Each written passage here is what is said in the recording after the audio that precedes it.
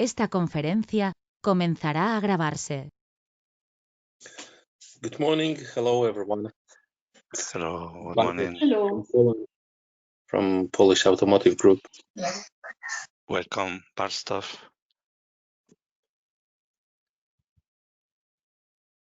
Okay, we will wait just something like 1 minute, or even I will introduce for those of you that are new the dynamic of the session. Okay, so this session will be 60 minutes long, 1 hour, and the proposal is to go through 3 blocks. The first one will be the conceptual framework presented by Isabel Dusutour.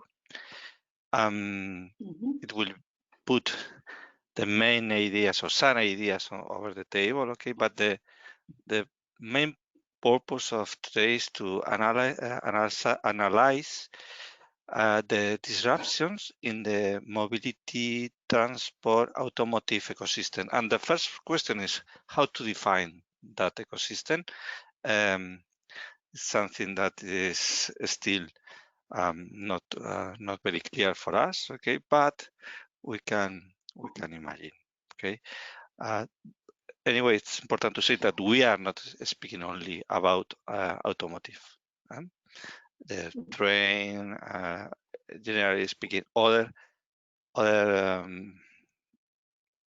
measures for transport are also covered in this thematic, in this industrial ecosystem. Okay, so we will have the presentation from Isabel, and later we should go through two different blocks, one related to the needs and disruption, and the other to possible solution. Okay, and the propose is to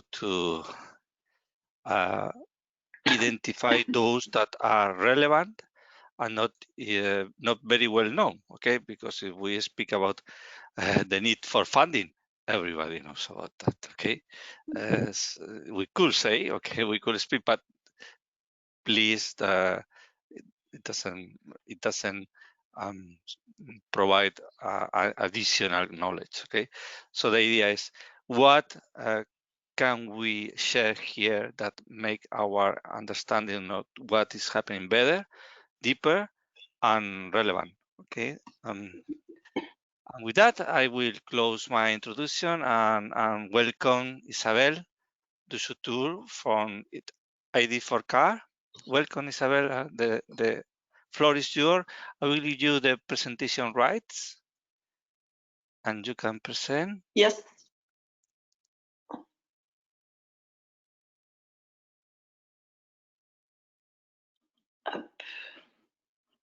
Okay.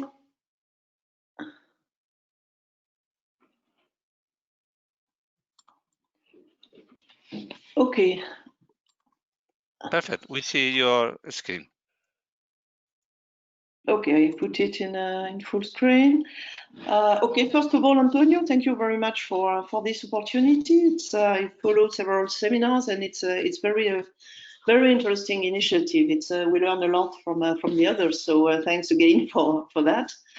I'm Isabel, and I'm the Director of Innovation and International Relations in a French cluster, which is called ID4Car, which is not only about cars, and I'm not talking only for ID4Car, but for interclustering initiative in France that we call French Mobility, which gathers 1, 2, 3, 4 clusters. ID4Car, Pôle Véhicules du Futur, Moveo, and Cara, and also the French platform for the automotive sector in France. We set up this interclustering already in 2006, so a long time ago, and now we gave a new dimension last year because we recruited someone to represent us in Brussels, Mathilde, who might be also in the webinar.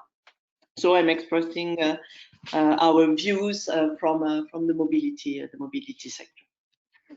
So the major disruption. So first of all, why? The causes of the disruption, everybody knows. or we think we know. We think that the disruption is caused by the COVID-19 crisis, but we are wondering if this crisis, which is a 2-month crisis, very deep, but I would say not very long for the moment, although it's long enough. Maybe it revealed some other disruption which were a bit not visible for the moment, but some tensions in the mobility ecosystem. So we identify some major disruption. I will come back to those in detail afterwards. In the mobility ecosystem that we think gathers from our part public transport, all the light mobility industries and equipments, also those dealing with all the safety requirements, because we just realized that in many places we had no one taking care of the basic safety requirements in some mobility modes. Also, we're in the mobility ecosystem, the street design and urban planning has a new very major role, because also before the street was a street and everybody managed to share the streets without any reflection on the equipment, on the design. But now we see that this is also a new paradigm, how to share the street to make better coexistence of all modes. Of course, we also realized that the business models for all modes was of utmost importance. I'll come back to that later on also. And also that the question of the control by city and by public operators of the modes was also a question. We all know with the emergence of the Uber and other private operators, that in the cities, the control of the mobility system, ecosystem, is made both by public and private, but nobody is at the steering wheel. So we are also thinking that this tension is also something that we will have to work on in the coming years or months. I'm not going to talk about aero and air transport, because it is not in our scope of cluster, but the disruption is even bigger, and maybe it will be interesting to have also a separate analysis, because it's like a slightly different issue. So I'm talking about ground transport and including railways, which is covered by public transport. So that's for the ecosystem and the evident disruption and maybe some tensions already existing. So who is affected? Everybody. The automotive sector, of course, the automotive sector, it's extremely visible because the production dropped by 90%, and the registration of new cars in May dropped by 50.6% in France from the latest numbers, and I think it might be the same in all the countries producing cars. We also, maybe it's not only the production, with the new safety requirements in the factories, the management of human resources is also affected. Because you need to have one person on two working, you need to have 1 or 2 meters between all the workers, you need to wear masks, you need to wash your hands, to disinfect everything and so on. So it's not only disruption in you producing less, but maybe think about producing differently. So it's even deeper as a disruption for the automotive ecosystem. And we see also that maybe the behaviors of the customers might be also affected by the crisis. So it can also be a question of marketing, of branding, and so on. And on the top of everything else, a question of supply chain and value chain for the automotive, as it's possible that the reflection on relocalization of supplies and production is also a question. So you see that we could do a 2-hour seminar only on that, and we know that the platform, the PFA, is intensively working on this issue. So if you are interested, you can also follow what they do. Public transport, a bit same position. All you need to have 1/3 of the capacity of the buses used for the moment. behaviors of people has changed also. So it's also a question of more question of customer than of equipment, and also a question of how you clean the buses and so on. So it's in majority a question of cost and revenue for the public transport. So share modes operator, car sharing, carpooling, bicycle sharing, and so on. Everything that you use after someone else used it is also question for cleaning and safety issues mainly. But there are solutions. I think in the current of the webinar we will have also the opportunity to have solutions presented on that. So maybe it's a bit less in-depth crisis for the share modes. Maybe we'll see. And for road transport, I mean transport by trucks. For them, it's a bit of a strange situation. It's difficult also for all these reasons, but also road transport with delivery, also new and very broad increase during the crisis. And we also have new opportunities. Startup producing new modes of transport, e-scooters, and all light modes, new forms of bicycle and so on are knowing a boom.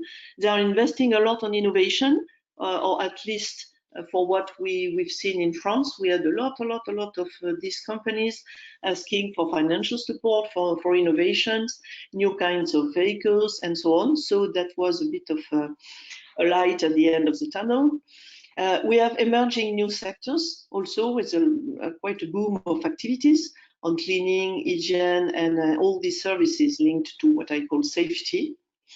Also a boom in everything linked to street signs and temporary equipment. In most of our cities, we have temporary cycle lanes, temporary new management of pavements, because all the restaurants, they put the tables on the pavement, so you have to put the pedestrians in the streets and so on and so on. So all this linked to street planning and signs. We have several companies also with the boom of activity. And of course, delivery activities. We all use delivery during the crisis, so this is also a boom that the ecosystem knew. Are the new opportunities compensating the crisis? We don't know yet, but for sure there will be a shift in the scope of the business, how to make business in the mobility sector. The characters of the disruption. I was asked to see several issues. Geographical location worldwide. I spent a bit of time to look what's happening in the other countries. It's more or less the same. There are also work from UITP, European Union of Transport, working on public transport disruption all over the world, and they make very interesting approaches if you are interested to follow that. Changes in behavior. We don't know if it's temporary, how long it will last, but you see from the little cartoon that we have the COVID, we have the recession, and there is another wave, which is climate change. So maybe the changes in behavior can be more or less permanent. A drop in customer and revenue, and the uncertainty of business model. I would say more than the drop, which maybe is temporary, the uncertainty in business model for very capital and investment intensive transport system, the rail, bus, and the automotive is really a core question and might shade a bit the activity in the coming years. Regulation and new standards. We foresee that the certification on how clean and how safe for health is a mode might emerge, as unfortunately enough, maybe we are not at the end of the COVID crisis. We have emerging alternatives to transportation. We have telework. Instead of going to work, we have delivery instead of going to shops, or teleconferences instead of taking the plane and going to long and far away meetings. So this will have to be considered, and we will have also to analyze how deep is this impact of emerging alternatives on what is used to be our mobility system. We have conflicting strategies. For automotive clusters and mobility clusters, it's also a question. We would like to sell more cars because, of course, the automotive industry employs, I don't know, in France, in our region, 80,000 people in the west of France. So as a total in France, it's almost millions of people working for the subcontractors in the automotive industry. But on the other hand, with climate change and climate politics, we are aware that more cars on the street is not the solution. And that's one I've been thinking about, but I'm quite sure that there are other conflicting strategies that we will have to deal with to reach an acceptable restructuration of the ecosystem. What is not yet assessed in depth is the evolution of the raw material and rare material. We used to buy everything from China without, and maybe from the USA without any question. We have quite more and more not cold economic war between the USA and China. So how are we going to buy, and at which price are we going to have to buy the raw material for our industry is an overall question. And this also feeds into the uncertainty in the business models I've mentioned before. Duration, temporary, permanent aspect, we don't know. This is also another wave arriving on our business models. And other I didn't think about, and maybe which will be emerging in the coming weeks. Who can solve it? Well, no one. If you can solve it, you will be rich and famous. But we do think that the clusters have quite an important role in playing.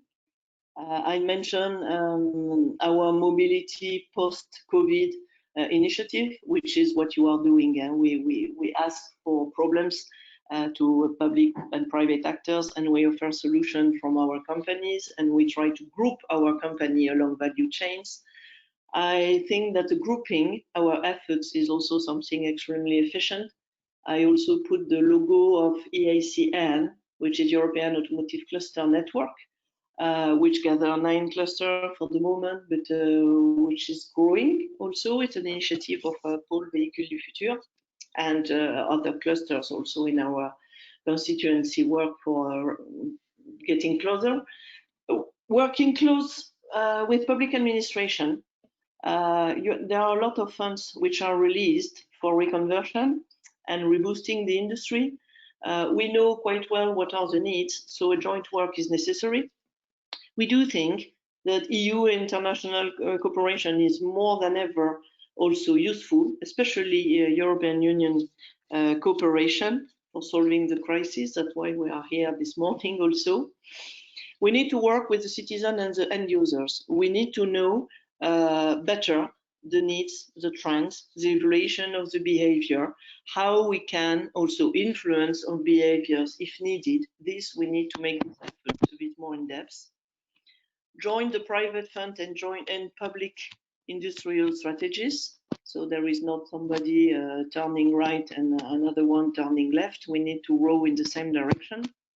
And we also believe a lot, as I said, in a cluster cooperation. So that's in a nutshell the big landscape of the disruption we will have to face. So as you can see, we have a lot of work to do individually and jointly. And I will stop here because I've been long enough. Thank you. No, merci beaucoup, Isabel. It has been very, very well detailed and comprehensive, so congratulations. Okay, now it's the time for comments and questions about your presentation, but also additions and another perspective from the audience. So please try to be quick in your speeches. Just if possible, 3 minutes maximum. Okay, but the purpose is to hear you. Okay, to know what is your experience and your ideas, your proposals. Okay, so the floor is yours. Who is the first?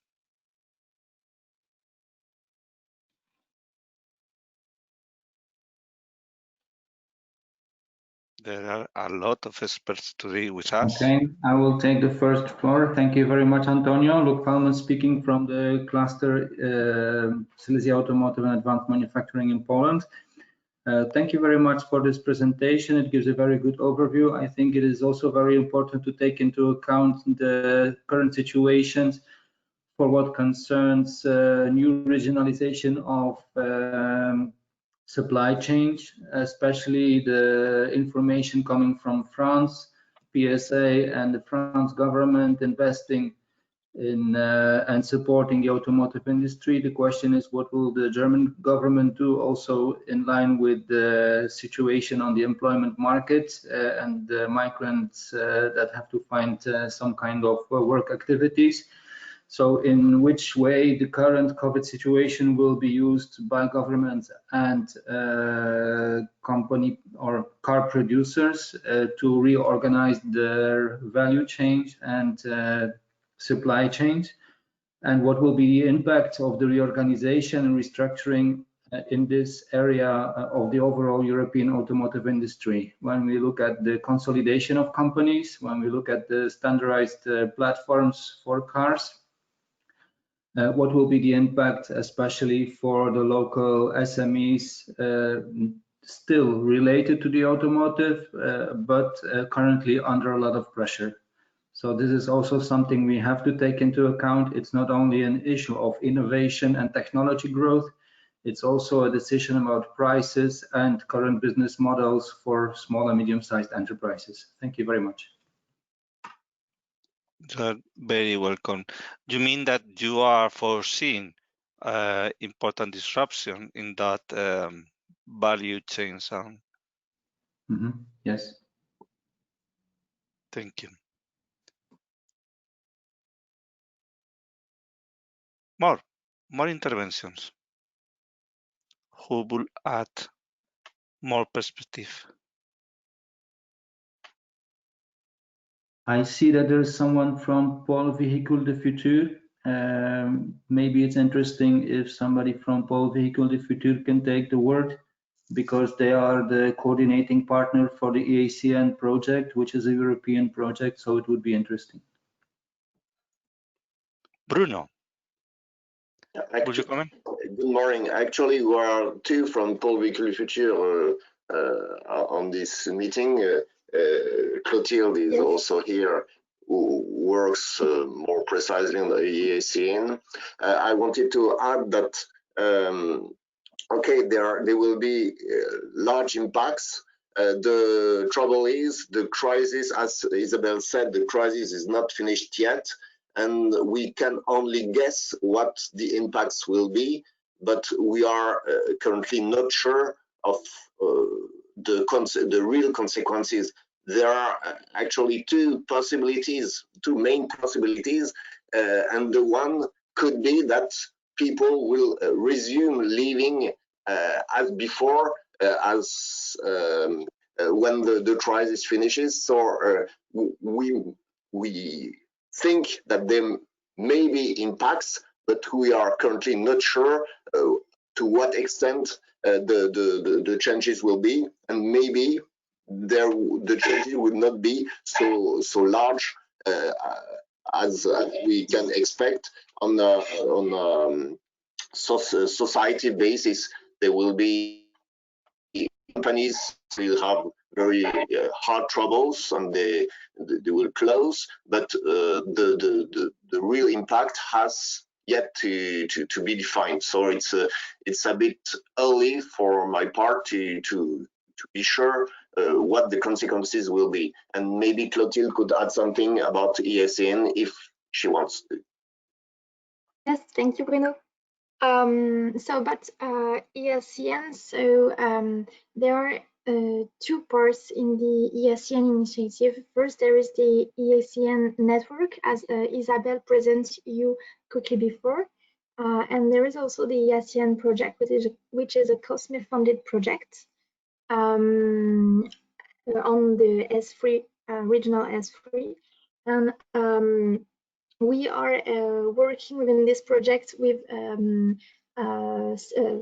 5 clusters plus Pôle Véhicules du Futur of the EACN initiative network together to help the European automotive SMEs to collaborate, especially on the topics of Industry 4.0 with robotics, artificial intelligence, virtualization of production processes, flexibility of the production in SMEs, and also the skills and competencies of the workers towards the changes of Industry 4.0.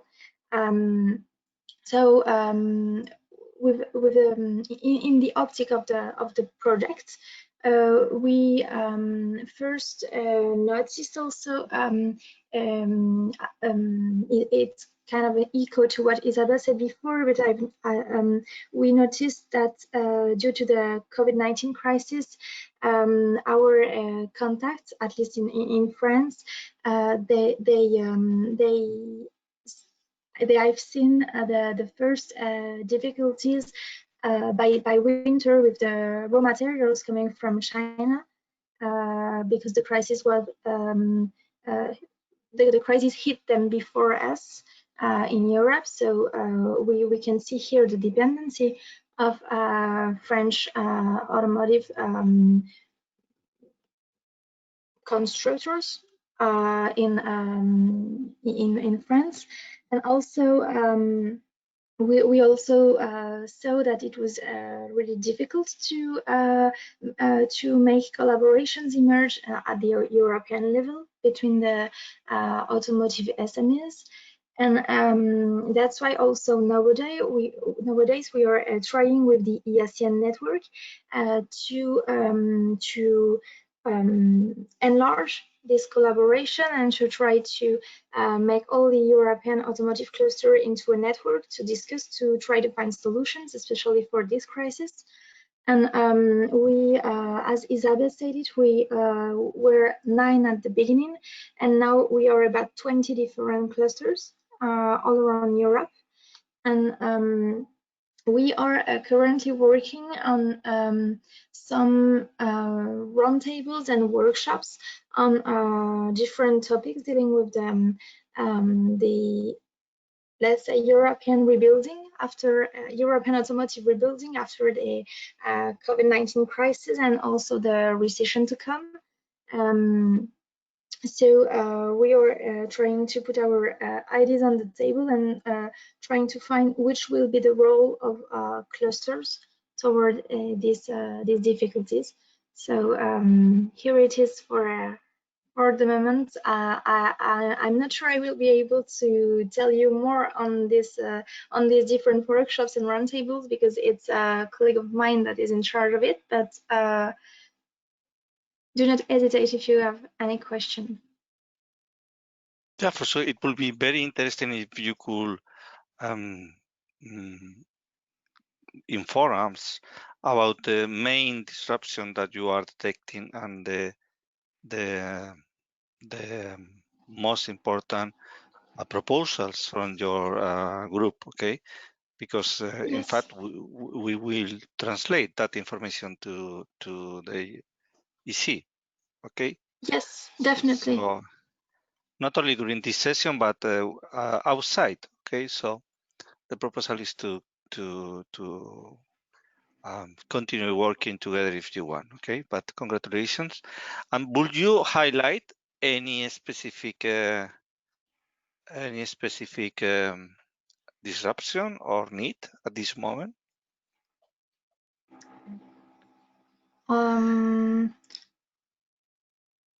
Actually, to be honest, I have to read the conclusions to tell you a real need, or but maybe look, you are participating to this to this meeting. So maybe you have some of the conclusions in mind, or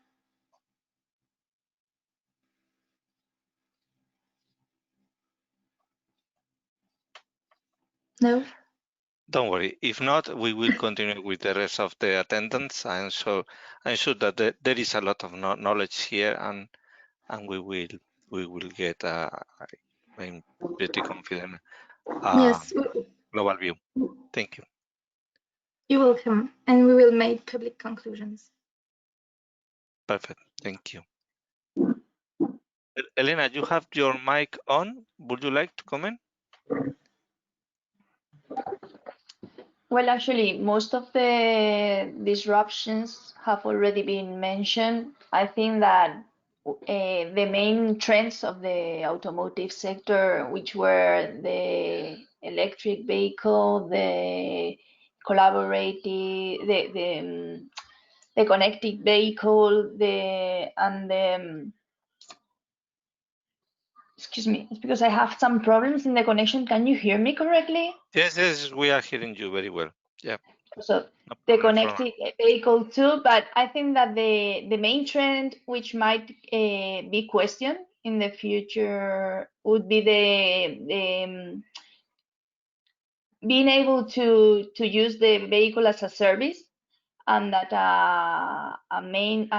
one car can be used by several users, because we will have to develop new systems of disinfection so they still feel safe. So this is an opportunity more than a problem, but I think it's still going to go on in the following years. car sharing. Okay. Hi, can I say something? For sure. My name is Łukasz from Silesia Automotive Cluster. I'm together with Luke Palmen, who speak before. I just want to add something only. We, as a Silesia Automotive, we are the partner of the European Automotive Cluster Network. And at the beginning of the project, we prepared the drivers and motivators report. It is available on the website of the ASEAN. So there are describe all the trends that affected the automotive last few years. Now that's what Clotilde said. We are preparing the update of this report, which will include also the COVID crisis situations. And also the strategy of our European Automotive Cluster Network, how to support the automotive. I think the most important right now is to increase the demand for the car, because on the crisis time, people usually save the money, and if we will not buy the car, the industry will have the problem. So we need to think how can we might support demand for the cars, for new cars especially. That's what I want to add. Thank you. Thank you. Thank you, Lucas. I think for the next 5 years, we will see some kind of disruption in the transportation models, where you have seen in the last 3 years a lot of stress put on new city center development for increased mobility and public transport, the bikes and so on. So at this moment, a lot of people are reconsidering to change their transportation mode. Car sharing will go in some kind of stabilization situation and not a growth situation at the moment, especially for the hygiene issues. Public transport will be, let's say, on a minor situation. People will think about new ways of transport with individual transport, maybe some kind of concept of mini cars in cities. On the other hand, we see also in Italy that, and in Brussels, for instance, that some roads are reshaped for improving biking and new ways of two-wheel transport. So this is also this kind of situation we have to take into account. Thank you. More questions or comments or approaches?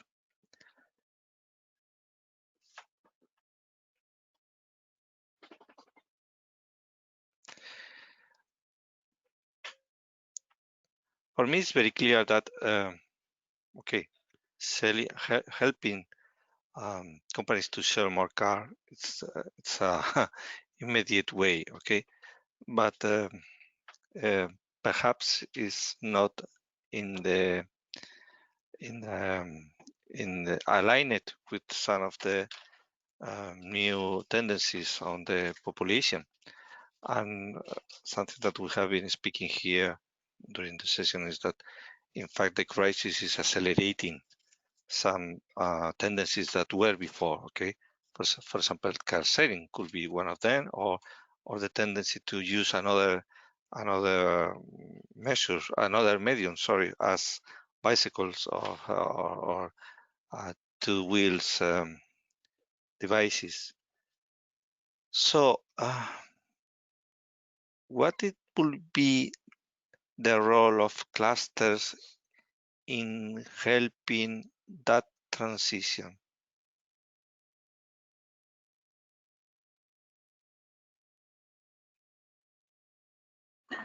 I think this is, if I can start again, I'm sorry if I'm too much talking, but I see that nobody else is taking up the word. So just to fill in the silence, I think there are two levels we have to take into account. The first level is the overall European restructuring of the automotive value chain and the overproduction we had before COVID, and the great question mark of the directions the car producers should have to follow in taking into account European directives and the situation after 2022. So in these terms, we will face and we need to face some kind of restructuring scenarios where we will have a situation of closing down of certain production factories in Europe. The question is if it will be a new regional concentration of certain types of vehicles for certain countries, so that we have some kind of monocultural production sites in several countries with closely linked local supply chains. This would change the whole scenario for the clusters also. The second level is, okay, what's the role of clusters?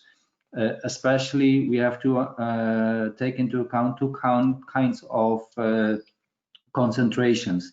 In certain countries, you have concentrations of supply chains and companies around car producers.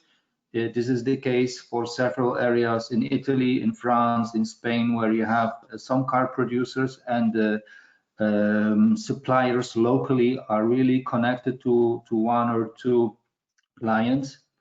So if something happens there, the whole value chain and the whole supply chain disconnects. This is also what happened 2 years ago in my previous city in Genk in Belgium, where Ford disappeared to Spain, and suddenly the whole supply chain disappeared too. 15,000 people went broke or unemployed, and the whole area became disconnected from the economic ecosystem. On the other hand, in Central Europe, you have a lot of concentrations of suppliers that are working together with clients from over 20 countries, with several regional and sub-regional connections, local connections. So if there is some kind of disruption with one client, they still have the opportunity to cooperate with other clients. But on the other hand, these are also branches of multinationals. So in the end, the decisions are taken abroad. And the role of clusters here is to make sure that the local competences and the local supply chains are efficient enough, flexible enough, and low cost enough in order to keep the competitive advantage of that certain branch within the overall multinational structure. So here the activities of the clusters are a little bit different from those clusters in the West. Also, the clusters in the West are more focusing on production technologies and innovation, whereas in Central Europe, we are mostly focused on improving process innovation and cost-effective production. So in this case, the role of the clusters also has to be taken into account from this starting point, where we have a different role depending on the region we are active in. Okay, now for the others. Very, very interesting. Thank you. Good morning. And I mean, unless there is someone else. Good morning, everyone. Sonsoles, welcome. Well, I would say that the cluster can play a very, very important role in suggesting and working in the correct policies to be issued by regulators and governments or institutions by the European Union, for instance, in all along the value chain, because that's key to, I mean, not only form the industry at the market correctly, but also, you know, avoid unfair competition and therefore strengthen the companies, and also the uses of like, think about the regulation as just a circulation way. So the uses of these autonomous vehicles. And so compliance, costumes, best practices, and more importantly, regulations issues in the, because there are a lot of things that are going to be involved. And if clusters can influence or direct legislators in the correct path, that would ensure the success of the new developments, and therefore affect positively in stages, even safety measures as well. And like here, what I've seen, especially in startups, it's and successful startups, is the use of autonomous vehicles in deliveries. And they are already, I think in Malaga, we already have a pilot because downtown it's mostly, I mean, I guess like most cities, main cities that are very crowded, close to cars and vehicles, and so they are trying out this in delivery mainly, and Correos is also part of one project that I know, and it's been quite interesting, the outcome and the results. That was it. Thank you. Thank you. Sonsoles. Paul, Vehicle Future, again, I wanted to say that for me, we as clusters, we work on 3 different levels. First, we work for individual companies to increase their performance or help them innovate. Second, we work on ecosystems to mutualize actions between companies to improve the overall industrial ecosystem. And third, we work on the environment. For example, for e-mobility, we in Pole Vehicle Future, we work with different stakeholders on e-mobility for making sure that in the area we put enough electric charging station or such things. So we work on these 3 different levels, and these 3 levels are important, each on it for each has its importance, and we should not overlook any of these 3 levels. Well, that's what I wanted to say. Very, very good. Very good. Another question for you. Is this crisis decreasing our competitiveness at global level? Are others outside Europe improving their capacity to compete now, or are we all in the same boat?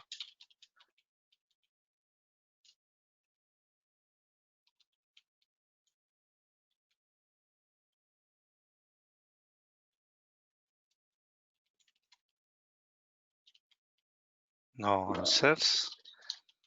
Okay. No, Antonio, if you, I mean, I don't want, but if I may, I would say that this is an opportunity. There are others that are way advanced than us, even though we have, I mean, like us as in the European Union, even though we have a lot of knowledge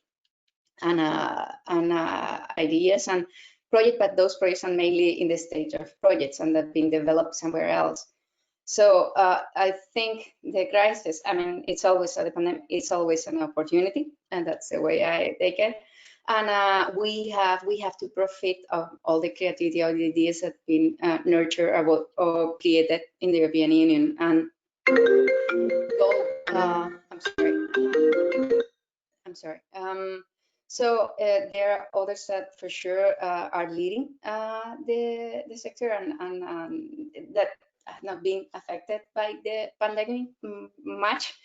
But for us, it's an opportunity to put all those projects into practice, and therefore, why not?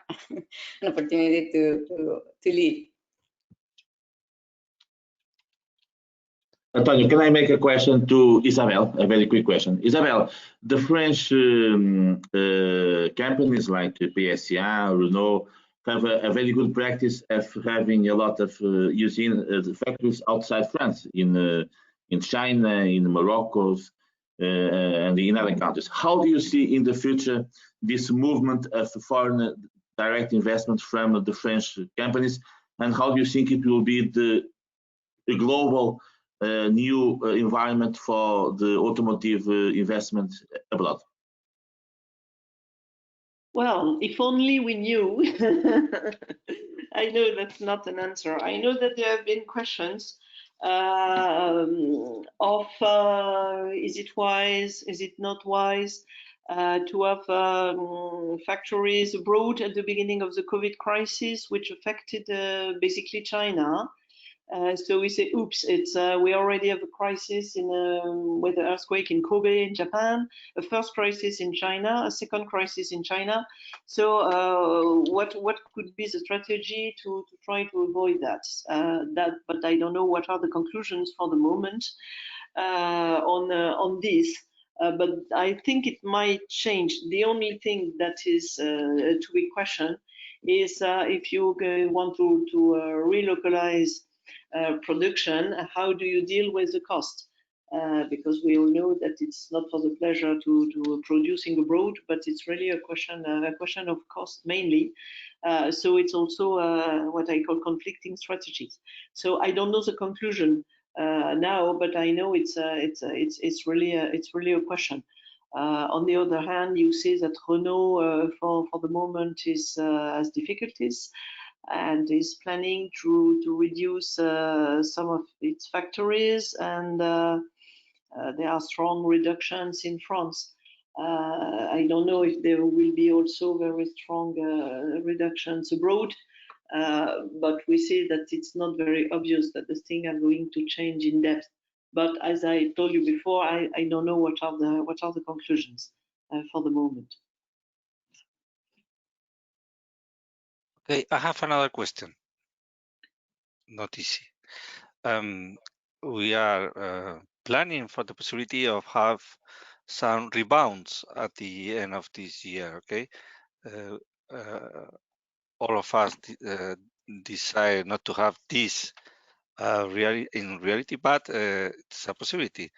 Are your companies or are your cluster working on that planification? What to do if there are a rebound? Because we know that there has been and there are some big problems in the supply chain. Okay, are you working on avoiding those similar problems in the case of a new rebound?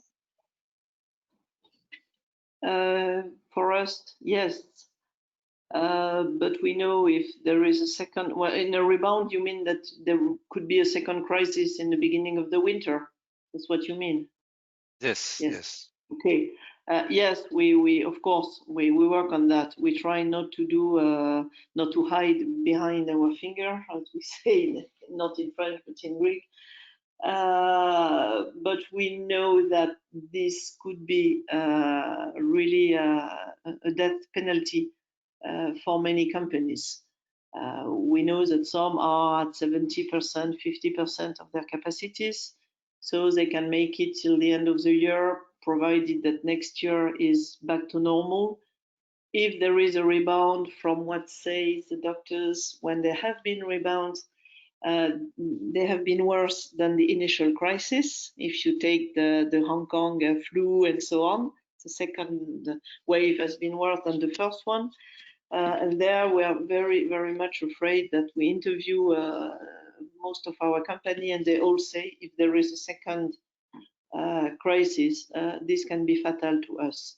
So there, yes, we work on it, but I'm afraid that we can be a bit disarmed if there is a major second rebound for some sectors of our companies. So it's a worst case scenario, but of course we have to be prepared. We cannot, but how? That's a bit the question. So any experience, any thought on that to share is of course of interest for all of us. Yes. My information, but it's partial, okay, is that the rebounds perhaps are not so strong because the public control and the pandemic will be far more attuned, okay, and the measures could arrive before, okay. So I'm not expecting, or we are not expecting a bigger rebound, okay. Anyway, it could happen, and the possibility is not low. The question more concretely is, have you identified alternatives for those supply that are broken because they are arriving from China or from other regions outside Europe? Have you identified alternatives for those, or is not really working on that? Antonio, can I add to what you say? Can I add one extension? In addition to alternatives, I think Luke said that there is this sometimes monocultivation that develops. Are there any initiatives or actions to differentiate the product? You know, all of these supply chains and the SMEs that work for the automotive, they could be also making other components for other areas. And we have seen this recently also for the medical technology. So if one has the alternative between closing down an OEM partner like the one that happened in Belgium in Ford, and having 15,000 people without work, and be prepared to have some other market to be served, maybe with some reconfiguration of the production machinery and so on. This is something that there should be plans in the sense of the military defense approach. There should be such plans to be able to reconfigure and keep the production maybe for another customer or for another market. And I think this complements your question with respect to one is alternative supply chains, the other is alternative customers for the cluster companies. Yeah, perfect. This is an open question. I know that is very difficult. I have been working on an automotive sector for 20 years. I was then making safety belts, okay, safety belts, and we were mono client. But I know also that there is the possibility. And the question is, are we working on that possibility or not at all? Because that is also related with the comments before about the re-equilibrium of the value and supply chains across the global market, but also in Europe. And perhaps we could reinforce our flexibility and reduce our dependencies. And perhaps this is a good moment to think about that. Just to add that on the supply side, I cannot answer you, but I think it's a reflection, at least for the SMEs and medium-sized companies that we're working on. For the large company, they are doing it themselves, maybe not that much with the clusters, but on the production, with a very good remark from the colleague previously, We've been working for a while on the rapid reconfiguration of production lines, thanks to EU projects. There have been 2 calls, and we're working on that, and we'll intensify that because, as you mentioned, we did it on an empirical basis to shift from producing something into producing mask or gel or whatsoever. And we will intensify this effort in agile production and reconfiguration of production lines. Yes, that's something which is very important for us, for our SMEs, but also for our large companies such as PSA and so on, for our local factories. It's also of importance. Antonio, can I say one more thing here? I think when we look for reconfiguration or alternative markets, we should we have the tendency to look at something which maybe is similar or with a minimum change necessary. But there are, I think, opportunities and other kinds of markets and opportunities for innovation, because due to the fact that we have to develop more protected environments and more, let's say, individual capsules for the people that would have to be protected, and at the same time we need to maintain the social interactions and how the society moves on. I think there is a very big opportunity for bringing some of the technologies and the approaches from the automotive production into the buildings, into the built environment, into the smart building, let's say, concept. And this is on the one hand, and on the other hand, there is, I think, a lot of what we have learned in the automotive industry is that we have been driven by efficiency in the last, I don't know, 20 years. Efficiency, which is synonymous with CO2 reduction. Efficiency means new materials, lightweight materials, cutting down what is not necessary, and many of these, let's say, advanced concepts or ways to do it can be readily transferred to other parts of the economy and the production, even if you like to move it to the extremity of having local supply chains, local production, distributed production, by where we have to reverse this many years tendency that says that scale up produces efficiency.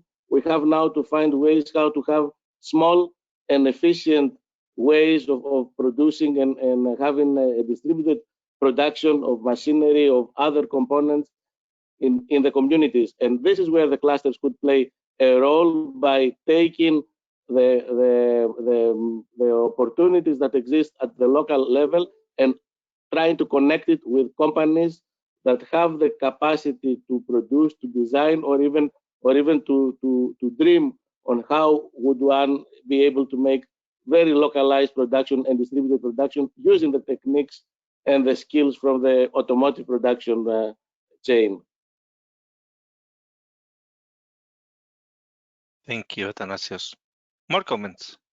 And I want also to add that there are actions at national levels. We have several members that have projects that were submitted to call for projects from the French state, especially designed to help automotive companies develop new businesses outside of automotive areas. So there are also several states that provide financial incentives to do so, and we as cluster help our members set up projects to answer this call for projects. Thank you. You're very welcome. Tariq, would you like to comment?